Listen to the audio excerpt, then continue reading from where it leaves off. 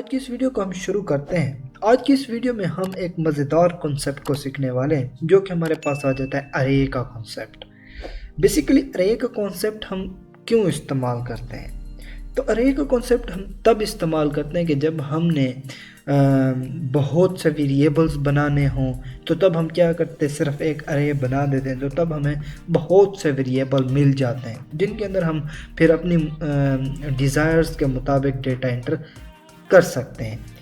और अब अगर हम वन डायमेंशनल अरे को डिस्कस करें तो वो भी सिमिलर होती है। उसके अंदर हमारे पास जो डेटा होता है वो रो के अंदर पड़ा होता है, यानी एक लीनियर फॉर्म के अंदर हमारे पास डेटा पड़ा होता है, तो फिर हम उसको वन डायमेंशनल अरे कहते हैं। तो सबसे पहले हम सीखते हैं कि हम एक अरे को किस तरह बनाते हैं। तो मैंने यहाँ पर एक इंटीजर डेटा टाइप लिए हैं। और एक और बात भी याद रखें कि जो भी डेटा टाइप हम एक अरे बनाते वक्त इस्तेमाल करते हैं तो वही डेटा टाइप का डेटा भी हम उसके अंदर पुट कर सकते हैं। यानी अगर मैंने इंटीजर डेटा टाइप लिए तो अब मैं इस अरे के अंदर स्ट्रिंग की कोई भी वैल्यू पुट नहीं कर सकता। तो यहाँ पर मैंने एक वेरिएबल लिया है, मान लो अरे। अब वैसे तो ये एक वेरिएबल लग रहा है, लेकिन अब जब मैं इसके साथ एक स्क्वायर ब्रैकेट लगाता हूँ और इसके अंदर अब मैं साइज़ पुट करता हूँ, यानी मुझे कितने वेरिएबल्स की ज़रूरत है। मान लो मुझे 5 वेरिएबल्स की ज़रूरत है, तो ये मैंने 5 वेरिएबल्स लिख दिया। तो अब ये एक अरे बन गया जिसके अंदर हमें 5 वेरिएबल्स देखने को मिलते हैं। अब हम उन 5 वेरिएबल्स के अंदर कोई भी इंटीजर डेटा पुट कर सकते हैं। तो ये एक अरे होती हैं, इस किस्म की एक अरे की जो डिक्लेरेशन होती हैं इस तरह की जाती हैं। तो अब अगर हम इसके कुछ इंटरनल स्ट्रक्चर को समझ लें तो हमें अरे समझने में और ज़्यादा आसानी होगी। तो बेसिकली जब हम एक अरे बना रहे होते हैं तो सबसे पहले हम एक अरे का नाम देते हैं और फिर हम उसकी साइज़ देखते हैं कि हमें कितनी साइज़ यानी कितने वेरिएबल्स की ज़रूरत है। जिस तरीके से हमने 5 वेरिएबल्स देखे या हमने उसकी जो लिमिट सेट की कि हमें 5 वेरिएबल्स चाहिए तो हमने वो पुट कर दिया। जिस तरीके से आप देख सकते हैं कि यहाँ पर हम अगर देखें तो यहाँ पर हमें क्या देखने को मिल रहा है, यहाँ पर 6 हमारे पास एक वेरिएबल्स के बॉक्सेस बने हुए हैं जिनके अंदर हम अपना डेटा पुट कर सकते हैं। तो ये भी एक किस्म का अरे का जो स्ट्रक्चर होता है आप इस तरीके से भी समझ सकते हैं। अब ये हो गया अरे का नेम, यानी जो अरे होगा उसका नाम आ जाएगा और ये फिर कंपाइलर हमारे लिए क्या कर देगा, एक किस्म के वेरिएबल्स बना देगा उस लिमिट की जो हमने पुट की होगी। और फिर आ जाते हैं इंडेक्सेस नंबर। ये इंडेक्स जो है ये बड़ा इंपॉर्टेंट रोल प्ले करता है क्योंकि बाय यूजिंग इट हम अपना डेटा अरे के अंदर एक्सेस कर रहे होते हैं। किसी भी एक एलिमेंट को अगर हमने अरे के अंदर एक्सेस करना है तो हमें इंडेक्स नंबर की ज़रूरत होती है। उसके साथ साथ हमारे पास एड्रेसेस भी होते हैं, जिस तरह ये हमारे पास बेस एड्रेस हो गया और बाकी ये इसके एड्रेस साथ साथ लिखे होते हैं। तो हम मेनली जो डिस्कस करने वाले हैं या हमने जिससे डेटे को एक्सेस करना होगा वो हमारे पास इंडेक्सेस नंबर हैं। तो आप देख सकते हैं इसके इंडेक्स नंबर हमेशा 0 से शुरू होते हैं और फिर इस तरह चलते जाते हैं।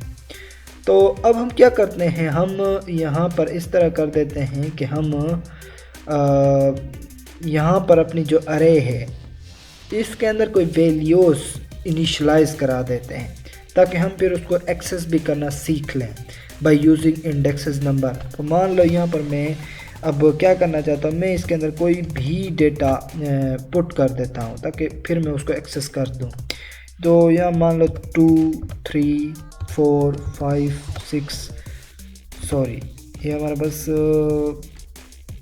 6 आ गया। आप देख सकते हैं इसके अंदर हमने 5 इंटीजर वैल्यूज़ पुट कर दी। अब मान लो मैंने यहाँ इस 6 को एक्सेस करना है तो आप सिंपली इसके इंडेक्सेस नंबर को काउंट कीजिए 0 1 2 3 एंड 4। तो इस 6 का जो इंडेक्स नंबर है वो क्या है हमारे पास, वो हमारे पास आ जाता है जनाब 4। तो हम सिंपली क्या करेंगे, उस नंबर को लिखेंगे और हमारे पास डेटा एक्सेस हो जाएगा। तो किस तरह करेंगे, सिंपली आप सी आउट की कमांड लिखिए और अब आप क्या कीजिए, यहाँ पर अरे का नाम लिखिए जिस तरह अरे का नाम भी अरे लिखा हुआ है और आप फिर से स्क्वायर ब्रैकेट्स लगाइए और आप इसके अंदर उस क्या करो, आप उसके इंडेक्स नंबर को पुट कर दो। यहाँ पर हमने क्या करना है, इंडेक्स वाला जो नंबर है उस डेटे का वो हमने पुट करना है। जिस तरह हमें पता है वो 4 है तो आप 4 पुट कर दीजिए और आप इसको सिंपली सी आउट करा दीजिए।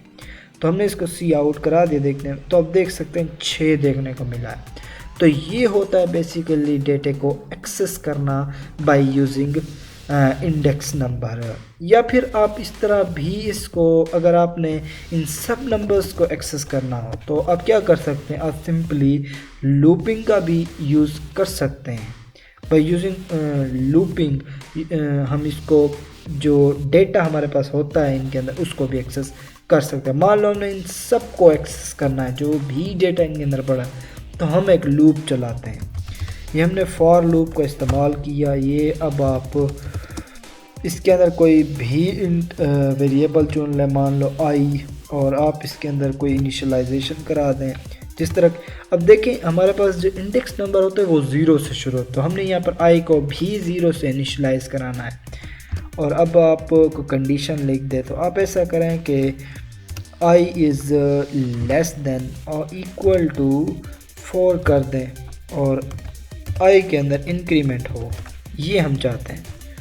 तो फिर आप यहाँ पर आएँ। अब आप क्या करें, यहाँ पर आप सी आउट करा दें।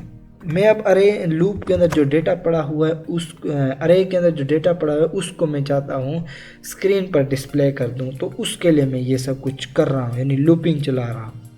तो ये हमारे पास कुछ इस तरह। अब आप नेम लिख दो उसका, ये अरे आ गया हमारे पास। और अब आप यहाँ पर क्या लिख दो, आई लिख दो। ये हमने आई लिख दिया।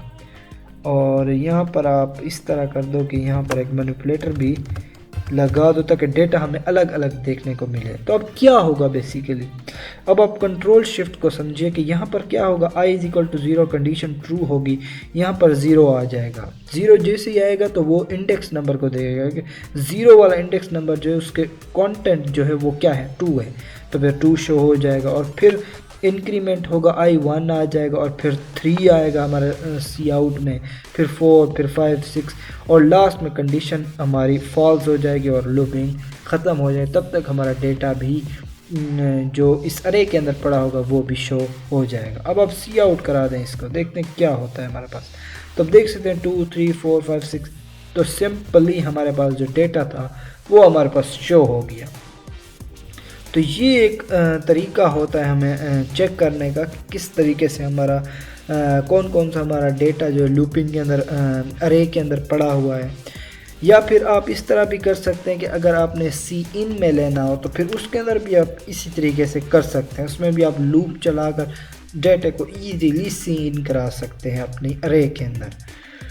तो ये थी हमारे पास किस तरह हम एलिमेंट्स को एक्सेस करते हैं विद इंडेक्स नंबर या फिर लूपिंग के ज़राए, वो हमने सब कुछ देख लिया। एक और चीज़ मैं आपको एक एडिशनल चीज़ बताता चलूँ कि अगर आप एक और ऑपरेटर हमारे पास आ जाता है जो होता है साइज़ ऑफ ऑपरेटर, वो अगर आप इस्तेमाल करें तो आप इसकी साइज़ पता कर सकते हैं, यानी कितने बाइट्स का ये हमारे पास अरे है। मान लो मैं यहाँ पर लिखता हूँ साइज़, सॉरी मैं इसको सी आउट में डायरेक्ट लिख देता हूँ ताकि हमें डायरेक्ट रिज़ल्ट देखने को मिले।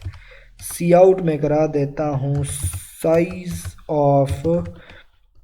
अब आप इसके अंदर अरे लिख दें, यानी मान लो मेरे पास अरे है तो मैं इसको लिख देता हूँ। अब क्या होगा बेसिकली, एक इंट का जो हमारे पास डेटा साइज़ होती है वो उसकी जो साइज़ होती है वो 4 बाइट्स होती है। तो चूँकि इसके अंदर हमारे पास कितनी हैं 5 वेरिएबल्स पड़े हुए हैं इंट वाले, तो हमारे पास 20 बाइट की ये अरे बननी चाहिए। तो हम इसको सी आउट करा के भी देख लेते हैं क्या हमें कंपाइलर देखने को मिल, तो ये देख सकते हैं 20 हमें देखने को मिल रहा है। तो ये होता है क्या, साइज़ ऑफ ऑपरेटर, यानी हम साइज़ भी इससे फाइंड कर सकते हैं। अब मुख्तलिफ़ किस्म की और भी एक्सरसाइजेज इससे कर सकते हैं ताकि आपको अच्छी तरीके से 1 डायमेंशनल अरे की समझ। तो आप देख सकते हैं एक ही रो के अंदर डेटा पड़ा हुआ है, यानी एक लीनियर फॉर्म के अंदर हमें डेटा देखने को मिल रहा होता है। तो ये होता है हमारा 1 डायमेंशनल अरे। तो मैं उम्मीद करता हूँ कि आपको इसकी समझ आई होगी। तो मिलते हैं इसी तरह मज़ेदार वीडियो के साथ।